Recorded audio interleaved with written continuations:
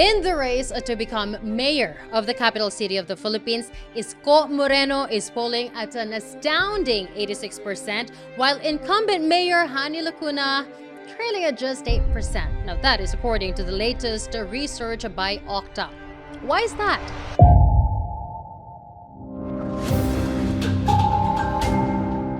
This massive divide has sent shockwaves through the political landscape of Manila. What is driving Moreno's seemingly unstoppable comeback? And why is Lacuna's campaign looking this bleak, especially considering she is a sitting mayor? Let's dive into the term of the man millions refer to as Yorme and contrast it with Lacuna's current tenure. The numbers speak for themselves, but the story behind these figures reveals even more about the political dynamics in Manila today. It's very clear. Isko Moreno's track record as mayor of Manila is impressive, and his success stems from his ability to turn promises into real, measurable progress. His administration did not just make promises, it delivered results on a scale that Manila had not seen in decades. The following are just some of his key achievements, which one can only assume are driving his breathtaking popularity in the polls. Let's start with housing. Manila has long been plagued by overcrowded slums and informal settlements. The issue was so deeply ingrained that most previous administrations viewed it as unsolvable. Watch any Filipino movie, if it's set in Manila, it's gonna be slums.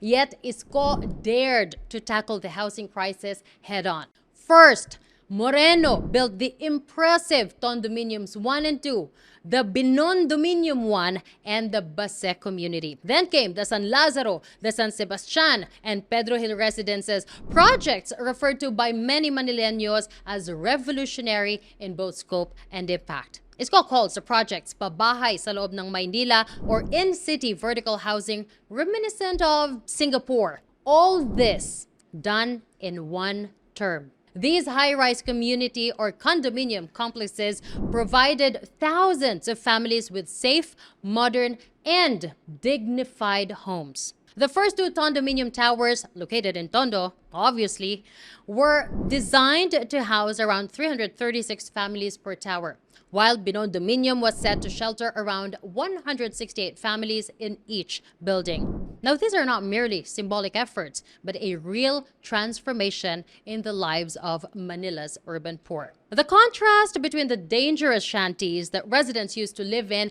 and the new sustainable housing could not be starker. Let's now go to the second one, restoring public spaces. Another of Isko Moreno's most significant accomplishments was his historic cleanup of Manila's streets. I love this, particularly in chaotic and congested areas like Divisoria, Quiapo, and Blumentritt. For years, these areas were virtually synonymous with illegal vendors clogging the roads, disorder, and unmanageable traffic. Under Moreno's leadership, the clutter and chaos were replaced with order. He organized the vendors and cleared the roadways, making these spaces functional again. For instance, Divisoria, the city's major commercial hub, underwent a dramatic transformation that saw vendors relocated to designated areas, while traffic once again began to flow freely. This effort was not without controversy, of course. Critics accused him of being too harsh, but the impact undeniable. According to the Metro Manila Development Authority or MMDA, traffic congestion in some of these key areas dropped by 20 to 30% after the cleanup. Imagine that, 20 to 30%. That improved daily commutes for thousands of Manileños, and people like me actually wanted to go there. Now, social welfare. Moreno also focused on these, often overlooked by previous administrations, particularly the elderly. His Kalinga sa Matatanda program provided monthly cash aid, free medical checkups, and access to essential medicines to the city's senior citizens. This was a crucial intervention in a city where many elderly residents do not have pensions, not even access to adequate health care. Now, one of the standout elements of this program was its inclusivity. Beyond financial assistance, the initiative also provided employment opportunities for able-bodied seniors. Where in the Philippines do you see that? Maybe only in Manila. Many elderly citizens were employed as greeters in fast food chains and other establishments, providing them not only income, but also a sense of purpose and community. The results of this program were tangible. According to the Department of Social Welfare and Development, or the DSWD, over 100,000 senior citizens benefited from the cash assistance during Moreno's term, significantly easing the financial burden on their families. The families taking care of them. Now, let's go to crime prevention. Perhaps one of the most critical areas of Isko Moreno's leadership was in crime prevention and public safety. When he took office, Manila faced severe crime-related issues, from petty crimes with snatchings to organized criminal activity. It was chaos. His administration focused on reducing crime through a combination of law enforcement reforms, surveillance technology, and community-based policing. During his term, Moreno strengthened the city's law enforcement by, number one, providing better equipment to the Manila Police District, or the MPD, including new patrol cars, motorcycles, and surveillance drones. Now, this initiative, coupled with increased presence of police in high crime areas, drastically improved the city's response to criminal activity. The numbers reflect this success as well. In 2020, Manila saw a 45% decrease in crime rate. This is significant, a very significant achievement considering the challenges the city faced. According to the Philippine National Police, the total crime volume in Manila dropped from 20,517 reported incidents in 2019. Take note, reported incidents, there's more, to just 11,231 in 2020, marking one of the most substantial crime reductions in recent years. The deployment of 1,000 new CCTV cameras across the city further strengthened this effort, improving the ability of law enforcement to monitor and respond to crime in real time. Now, by the end of his term in 2021, Moreno's efforts had made Manila one of the safer cities in the country, especially compared to its high crime rate at the start of his term. Again, just to remind everyone, this is all in one term. This focus on crime prevention earned him the trust of both the residents and business owners, who appreciated the renewed sense of security in their communities. Now let's go to education, because, building a strong foundation for the future. Isko Moreno's administration also made tremendous strides in improving Manila's education sector, recognizing, of course, that the city's future depends on investing in its youth. Now, one of his landmark achievements was the construction of school buildings and educational infrastructure designed to accommodate the city's growing student population. One of the most significant projects was the building of the Dr. Alejandro Albert Elementary School. This is, of course, a multi-story modern school designed to provide students with an optimal learning environment. Now, the school can accommodate over 1,200 students, offering state-of-the-art classrooms, science laboratories, something I actually did not grow up with, and computer facilities, reflecting Moreno's commitment to modernizing education in Manila. Now, in addition to infrastructure, Moreno's administration launched the Galing ng Batang Maynila Scholarship Program, which provided thousands of deserving students with financial aid for college education. The program, of course, was a lifeline for underprivileged students, ensuring that financial constraints did not bar them or did not stop them from pursuing higher education. In the Philippines, we need a diploma to get a job. So that helped a lot of students. According to the Manila City Hall, the scholarship program benefited more than 10,000 students from 2019 to 2021, providing them with tuition support, stipends, and access to career development programs. It's a holistic program. Further solidifying his focus on education, Moreno also initiated the Learning in the City program, which distributed over 150,000 free tablets to public school students as part of his response to the pandemic's impact on education. Now, it hurts me to say this, but missed opportunities, and growing discontent. While Moreno's accomplishments are well documented, Mayor Honey Lacuna has struggled to build upon his legacy. This struggle is reflected in her dismal 8% polling figures, a stark contrast to Moreno's commanding 86%. Why is that? Number one, lack of continuity in public space reforms. One of the most significant criticisms of Lacuna's administration is the perceived unraveling of the progress made in cleaning up Manila's streets. Reports from local advocacy groups and media outlets have shown many areas once cleared by Moreno have started to fall back into chaos.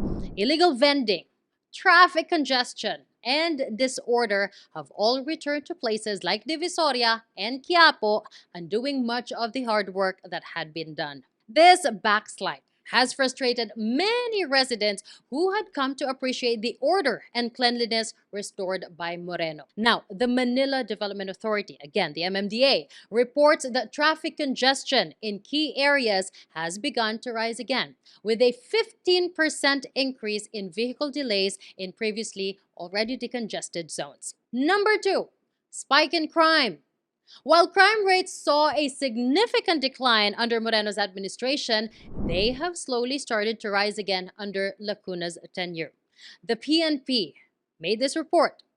The petty crime, particularly theft and street crimes, have increased by 12% in 2023 compared to the previous year. Residents have expressed growing concerns about safety, with many claiming that the once effective law enforcement initiatives have not been maintained or expanded under Lacuna's leadership. Even more damning for Lacuna is that the Numbeo Crime Index as of September 2024 ranks Manila as the single most dangerous city in Southeast Asia.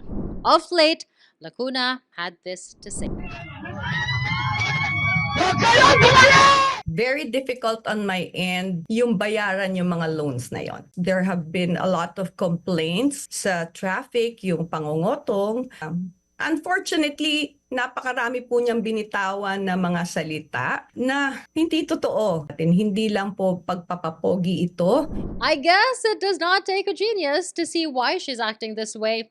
If the roles were reversed and it was Lacuna surging ahead in the polls, one could assume that she'd be behaving in a vastly different way. I mean, I'm certain that outside the world of politics, Honey Lacuna is a very good, decent human being. She's actually very sweet. I've met her once. I love her. But the aggression and attacks, the need to run a negative campaign, the palpable desperation are all, well, at least by my humble estimation, the symptoms of a leader experiencing a deep fear as she feels her grip on Manila's mayorship slipping through her fingers. Well, in contrast, this is how Isko has been carrying himself throughout the campaign thus far. Kaya lang, syempre, you're only hoping na magdesisyon sila and they will listen to the hinaing ng taong bayan. When you gave her the mayorship after you ran for the presidency. No, the people of Manila gave her No, the I mean, mayorship. sorry, when you gave her your full support, when you gave her your full support to be the next talaga to be the next mayor of Manila, did that not was there not parang you were not returning the gratitude or the utang na loob? Kasi 'di ba sabi mo laki ng utang na loob sa dad niya. Yeah, that's the but you kind of paid that back, no? Am I wrong? Am I wrong to say Hindi, that katulad way? nga ulitin ko, Franco, tayong mga Pilipino. Ewan ko, hindi naman siguro lahat, but I for one of many, maybe. Kapag may utang na loob ka kasi, ako, tinatanaw ko yun habang buhay. I see. Okay. Kaya lamang dito kasi, yung bigat ng pinagkakautangan mo ng utang na loob, isang pamilya, o yung milyong mamamayan nagbigay sa iyo ng pagkakataon. Pag tinimbang mo yun, siguro, hindi naman siguro mahirap intindihin yun. Mahal ko ang mga taga Maynila. You know, Franco, straightforward. Noong pandemic, pag sara, 3 months ako hindi umuwi. Pag-lockdown, 3 months kong hindi kinita ang pamilya ko. Day in, day out. I slept in City Hall. You can Google it for the next 3 months. Not a single night, not a single day. Inuwian ko ang pamilya ko. Nung pandemic. That's how I love Manila. That's how I love the people of Manila. To the point, at the expense of my family. You know why? I owe it to the people eh. A legacy of action. Now, in conclusion, Isko Moreno's overwhelming popularity in the polls is not a fluke. His leadership left a profound impact on Manila, transforming it in ways that are still fresh in the minds of the city's residents, and inescapably so. If you were a regular citizen, would you not want a mayor that you could count on to legitimately deliver when it counts? He led with decisive action, even when it wasn't popular.